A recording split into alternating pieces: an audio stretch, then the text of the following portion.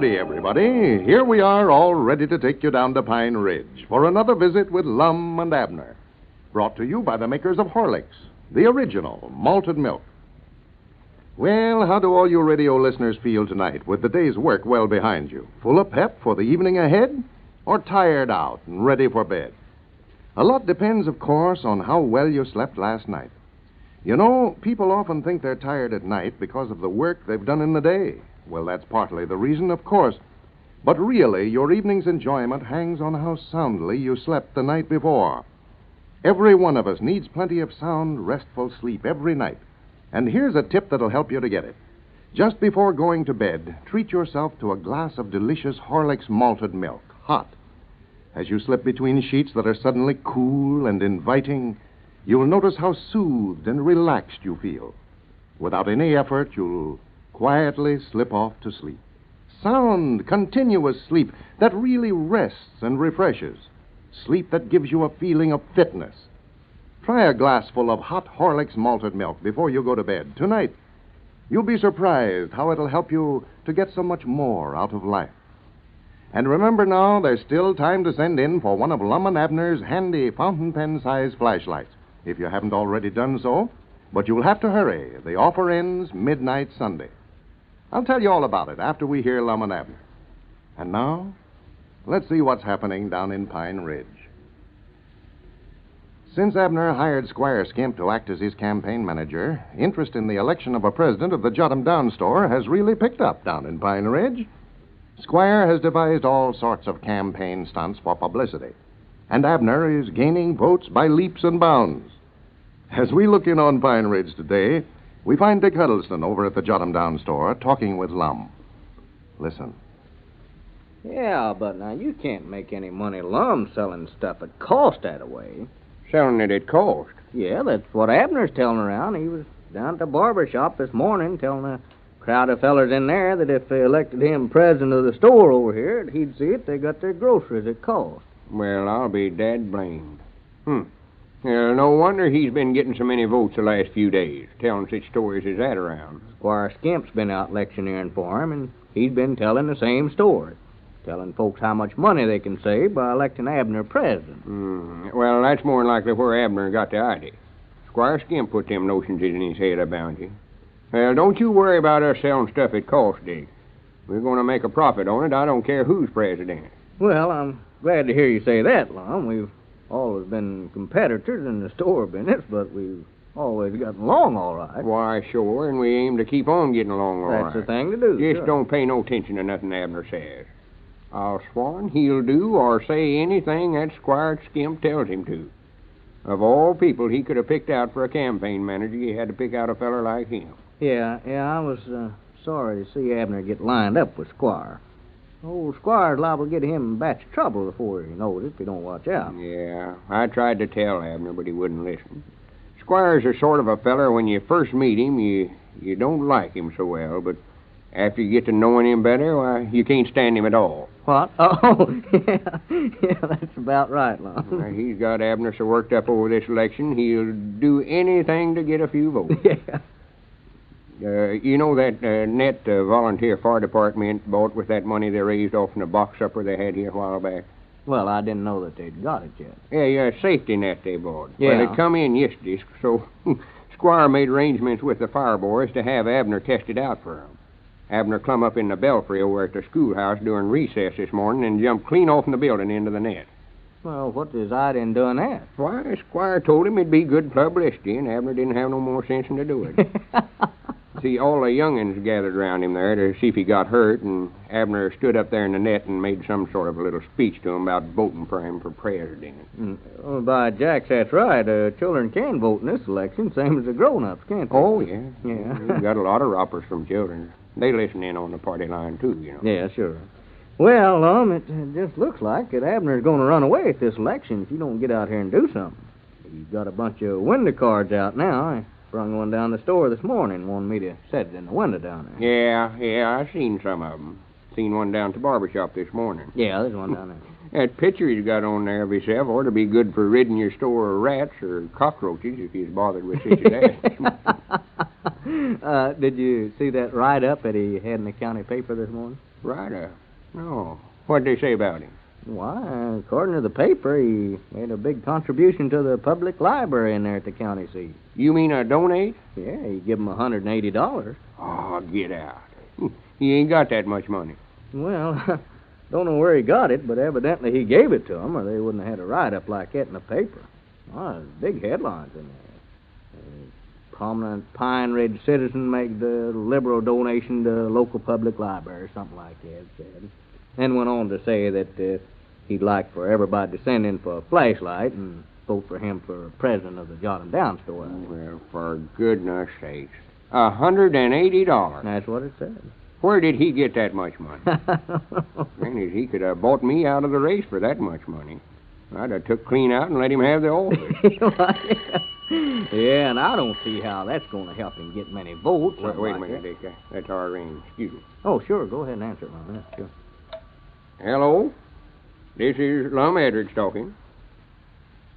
Yes, Mom, he's here. Do you want to talk to him? Oh. Yes, Mom. Yes, Mom, I sure will, Miss Huddleston. All right. All right, goodbye. Your woman says Elmer Luttrell's over there at your store waiting to see you, Dick. By Jacks, I forgot about that, sure. Yeah, well, I'll have to get on over there, and I'm trying to sell Elmer that 80 acres down there on the river that I swapped for last spring. Well, I'm glad you come over, Dick, and don't you worry about us selling stuff at cost. I can tell you right now, there ain't nothing to that. Oh, yeah, well, that's all right, Lum. I figured there must have been some mistake about it. Hey, here comes Abner, Lum. Abner? Granny's about time he's getting back. Yeah, hi, Dick. Well, hello, Abner. You ain't leaving? Yeah, I got to get on back over to the store, Abner. They just not called up for me. And be sure and tell everybody you see to vote for me for president. All right, Abner. Hey, howdy, Lum. Did you hear about me jumping off in the schoolhouse? Yeah, I heard about it.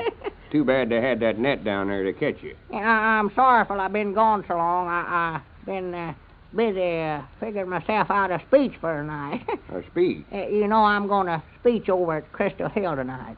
Yeah. I'd love to hear that. Yeah. Body could learn a lot hearing you give a talk about you. And I'm going to give my views on this here gold situation. Gold situation? Yeah, Moe's Moots down at the barber shop said that the papers is full of that now. Yeah, well, you don't know nothing about the gold situation, Abner. Inflating it and de-inflating it and all that stuff. Why, no. That's the reason that he said that it'd be a good subject for me to speech on. Said that nobody else knowed anything about it neither, Lum, and they won't know where I'm right or wrong. Yeah. Then, of course, after I speak for a while, I'm going to sort of bring it in a roundabout way, I'm going to ask them all to vote for me for president of the store. That's the reason I'm going over Squire. I see. That's some of Squire Skimp's ideas. Yeah, Squire told me to go over there and speech on anything I wanted to, just so I brung it in sometime for them to vote for me. Come on, Abner, there ain't nothing you won't do to get votes, is there? No, well, I don't know as I'd go so first to say that. Might be something. I don't know. You've been going around here telling that if you get elected president, you're going to sell everybody their groceries at cost, ain't you? Who said I've been doing that? Why, Dick Huddleston. He heard you down to the barber shop this morning. That's what he's doing over here just now. He's mad about it. Yeah. Oh, well. Well, I just been telling folks that long. Natural, I don't aim to do it, no. Well, I'd be ashamed to admit to it, going around making promises that you don't aim to keep. Oh, well, Squire said just tell 'em anything to get votes. Campaign promises don't mean nothing to nobody. Nobody never keeps them nohow. Well, I ain't going to stand back and let you promise a lot of stuff about the store here that you don't aim to do. Well, now, you just tend to your own campaign. Me and Squire look after mine. I told you that I didn't care what you done. Do or say anything that you want to. I don't want you trying to tell me what to do, neither. All right. I'm glad we got ourselves straight on it. That's just right. Recollect, then, what's sauce for the goose is sauce for the gander. I don't care.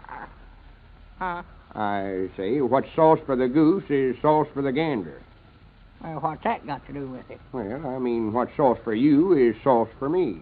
Oh, changing it up, huh? Just now you was talking about geese. Well, I meant you, though.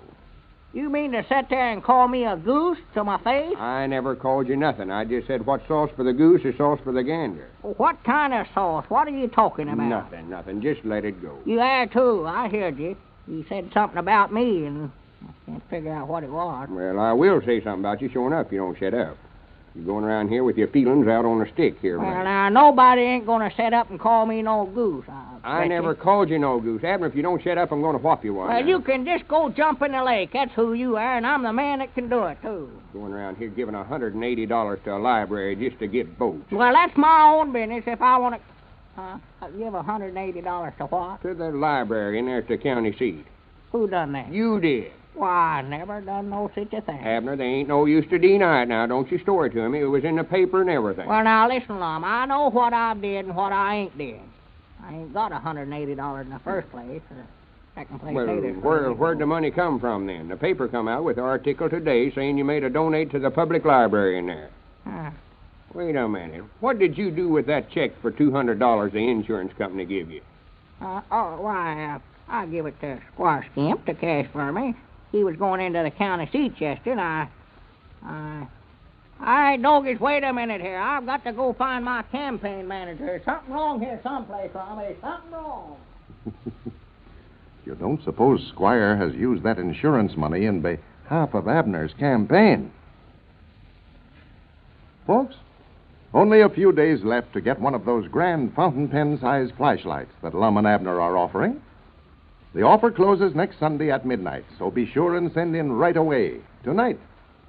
Now, here's what you do.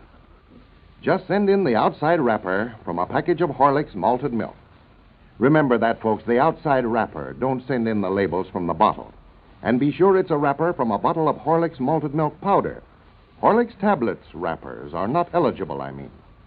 All right, now write your name and address on the back of the wrapper and mail it, enclosing 10 cents to cover the cost of packing and mailing, to Lum and Abner, care of the station to which you are now listening. Also, be sure to cast your vote for president of the Jotham Down store at the same time. To do that, you know, you just write your choice, either Lum or Abner, alongside your name and address on the wrapper. If you don't already have a wrapper handy, you can get a package of Horlicks malted milk at your druggist tonight, in either natural or chocolate flavor. Now, don't forget, folks, you've only got until Sunday to send in for one of these fine flashlights. Your request must be in the mail by Sunday midnight. Lum and Abner don't want a single one of their friends to be disappointed. So act at once, tonight.